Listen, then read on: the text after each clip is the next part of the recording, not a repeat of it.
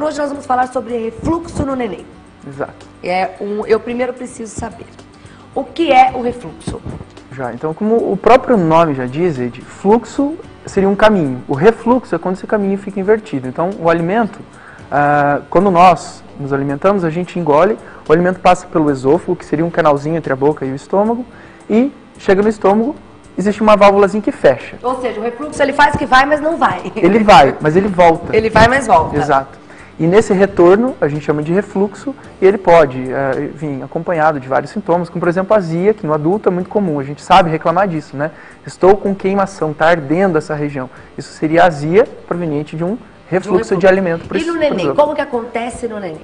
Já, o refluxo no neném, no bebê, também acontece dessa forma. Agora ele acontece por motivos diferentes. O bebê também pode ter azia, só que ele não reclama pra gente como azia, ele chora.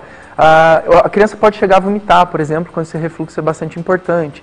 Além de simplesmente vomitar, a criança pode inclusive aspirar, porque o canal da orofaringe que a gente chama é comum para respiração e para alimentação. Então, varia bastante de caso para caso, mas a gente pode ter essas consequências do refluxo. O refluxo, porque o neném, o bebê, você sabe que ele não, justamente, é tanto que a mãe sofre muito, que fala, puxa, eu soubesse o que está doendo, se eu soubesse porque ele está sofrendo, eu queria sentir em mim para poder identificar, porque a gente não consegue identificar o que o bebê está sentindo naquele momento quando ele chora. Inclusive uma das coisas que a gente vai conversar hoje é como os pais em si podem identificar isso no bebê, quando o bebê pode ou possivelmente está sofrendo do refluxo, porque nem sempre é tão óbvio pra gente que o refluxo está acontecendo. Ah, não? Não. Algumas crianças choram com refluxo, algumas crianças não choram. Algumas crianças vomitam, mas não são todas.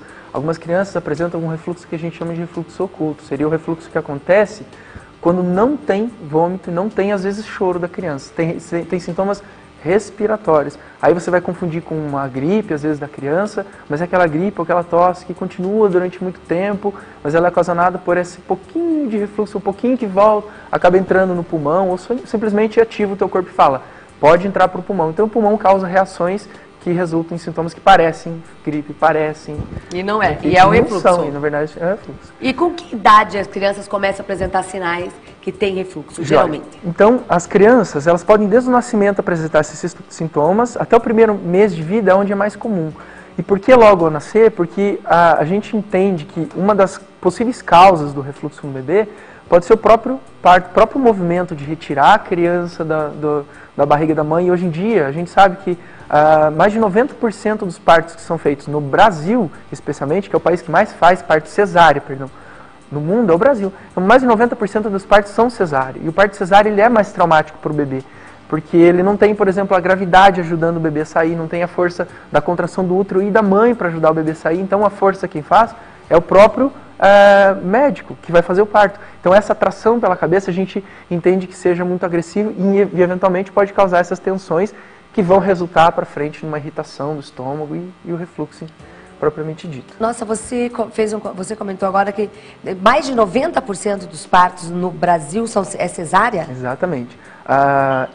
E quantos por cento desses é medo de fazer o parto normal? Pois é, desde a infância a mulher ouve, né? Qual que é a pior dor que a mulher vai sentir na vida? A dor do parto. Então acho que esse receio também, por comodidade, você poder marcar o horário em que você vai ter o filho, para o médico e para a mãe poder também programar a chegada mesmo da criança, né? Exato, não é o natural, o ideal é que você faça o parto normal.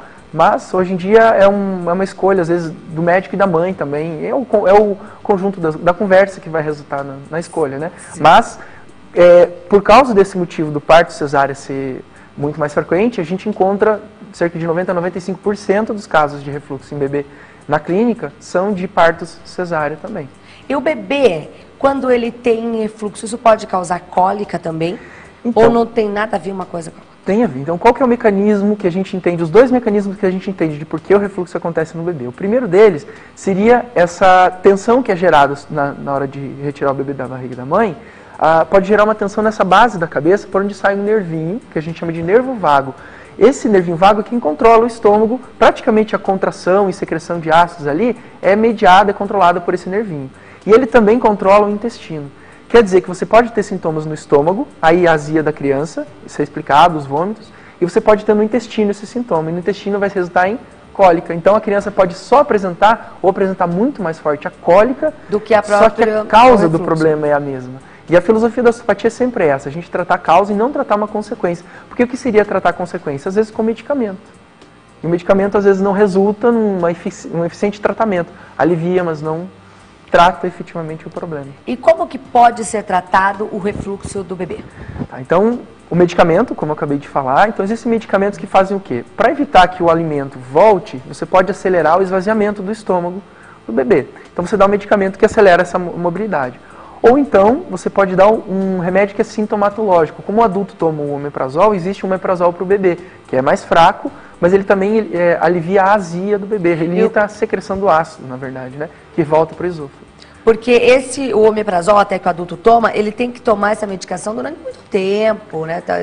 Eu conheço gente que toma omeprazol já há muitos anos. Pois é, a literatura traz que esse tratamento do bebê pode ter que acontecer, e a maioria das crianças melhora com até 2 anos de idade espontaneamente. Só que não dá para você ficar esperando o bebê melhorar 2 anos. Imagina a criança sofrer ali durante 2 anos. Exatamente, sendo que a gente pode acelerar muito com esse tipo de tratamento da osteopatia, que seria a outra modalidade. Também é um tratamento conservador, não é invasivo, e a osteopatia vai tratar o quê? Essas tensões que são geradas, a gente consegue palpar e sentir no bebê, e a gente vai tratar elas. Tratar para quê? Para evitar ou para tirar essa irritação de quem controla o estômago, quem controla o intestino, para você tirar o sintoma tratando a causa especificamente. Então a gente faz manobras muito mais suaves do que a gente faria no adulto, não são dolorosas para a criança, e isso vai resultar no quê? A gente vai tirar aquela pedrinha do sapato, então você vai parar de mancar, o bebê vai parar de ter essas irritações, porque a gente tira quem estava causando esse problema, que causava uma repercussão, às vezes, bastante grande. Como eu falei para vocês, a gente pode ter uma criança com pneumonia e resultou do quê? De uma aspiração, de um refluxo que acabou entrando pelo canal do pulmão, e isso pode causar uma infecção a partir disso. Então, a modalidade de tratamento conservador seria o medicamento que a gente associa ao tratamento da osteopatia. A gente não interrompe nenhum nem outro, a gente vai junto e com poucas sessões essa evolução aconteceu, a gente estuda com o médico, obviamente, com o pediatra, a suspensão inclusive da medicação. E, doutor Mauro, com que idade a criança pode começar então a ser tratada com a osteopatia? Com a osteopatia? Não tem idade certa para começar ou para não fazer. A gente tem pacientes na clínica de 10, 15 dias de vida, até pacientes de 80, 90 anos de idade. Então não é uma restrição à idade. A questão é, quanto antes a gente tratar, menos repercussão vai acontecer. Menos adaptação do corpo vai acontecer, menos fraqueza muscular, menos padrões, porque a criança que tem essas tensões, às vezes elas crescem, e isso é importante para os pais prestarem atenção. Algumas crianças têm a cabecinha um pouquinho assimétrica, ou seja, um lado mais profundo, outro lado mais alto, mais largo, uma orelhinha mais fechada, outra mais aberta. Por que isso pode acontecer? Porque às vezes a criança cria um hábito de postura. Hábito, por exemplo, de dormir sempre com a cabeça rodada para o lado direito. Isso apoia a cabeça de um lado e faz ela usar força mais predominantemente do outro. Isso pode ser a tensão que pode causar essa irritação e refluxo.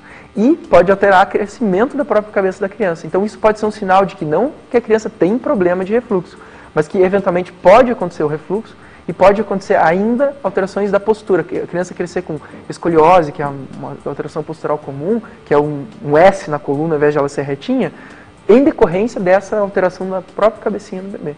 Doutor Mauro, como que o pai e a mãe podem identificar se a criança tem refluxo quando não tem nada muito aparente, quando sintomas, é aquele refluxo silencioso, quando não tem sintomas? Já. De que forma que o pai e a mãe pode ficar esperta ali e falar, poxa, vou consultar o médico, acho que meu filho está com refluxo.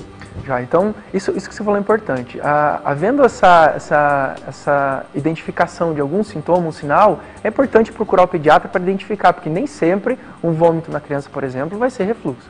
Mas os pais podem prestar atenção em alguns sinais que a criança apresenta quando tem refluxo. Então, o refluxo se volta com um pouquinho de ácido para o esôfago, vai dar azia na criança, é dor. Como que a criança responde a isso? Normalmente chorando.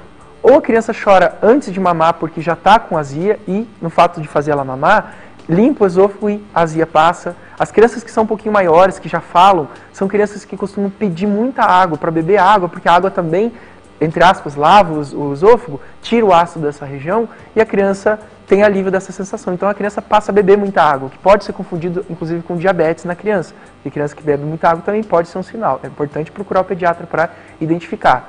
Ainda, a criança pode chorar muito depois de mamar, porque depois de mamar é que acontece efetivamente o refluxo em volume. Então, se tem o leite no estômago e voltou com um pouquinho de ácido para o esôfago, a criança tem azia e ela chora. Então, ela pode chorar antes ou depois. Associado ao choro, a criança comumente apresenta um sinal de hiperextensão, que a gente fala, ela se joga para trás. A gente acredita que é porque esse ato de se jogar para trás estica e aperta o esôfago e acaba tirando essa quantidade de ácido de dentro do esôfago. Então pode ser uma justificativa para esse sinal. Muitas das crianças apresentam. Logicamente, o vômito recorrente, então é o vômito que a criança tem várias vezes ao dia, às vezes é um vômito imediato após a mamada, às vezes é horas depois, um pouquinho coalhadinho, mas é quando volta frequentemente, isso identifica que está acontecendo o refluxo. Não necessariamente a doença do refluxo, que é quando a criança não ganha nem peso. Quando a criança vomita demais, às vezes ela não tem tempo de absorver o nutriente e não ganha peso, não cresce. Isso é um problema grave. Esse é o que a gente chama de doença do refluxo. Mas nem todas as crianças deixam de ganhar peso. Então o vômito em si é um sinal.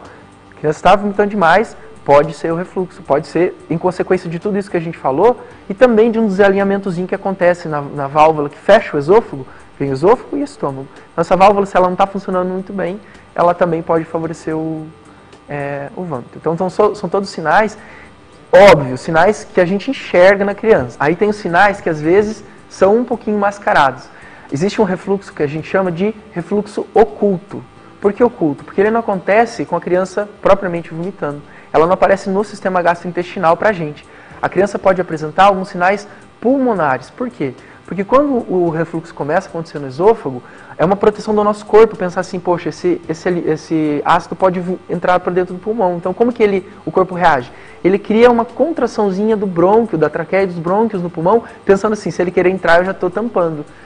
Existe uma doença respiratória que a gente chama de asma, que é exatamente isso que acontece. O brônquio tranca. Não é à toa que a gente tem na literatura uma estatística de mais de 60% de crianças que têm refluxo e asma. E né? O pai e a mãe vai ver em casa? Vai ver a criança tossir bastante, ter muita irritaçãozinha de garganta, a criança ficar um pouquinho ficar maior. Com a respiração muito pesada. Exato, bronquites, pneumonias, ou as próprias sinusites podem ser induzidas. É uma reação do corpo a esse retorno do alimento para o esôfago. Então são sinais que a gente chama de ocultos, mas que os pais podem prestar atenção e que se encontram nos filhos, podem procurar, às vezes, esse tratamento da osteopatia como uma forma de, inclusive, eliminar esses sinais, que não são sinais de um problema respiratório como causa, e sim como consequência dessa alteração que pode estar lá no estômago, enfim. Que é muito importante. Doutor Mauro, quero deixar o convite para que o senhor volte mais uma vez aqui para falarmos. Sempre o doutor Mauro traz assuntos muito interessantes para você e o pessoal gosta bastante da sua presença aqui e eu também. Um ótimo final de semana. Obrigado, um bom final de semana, eu agradeço o convite, vai ser um imenso prazer. Imagina, é um imenso prazer.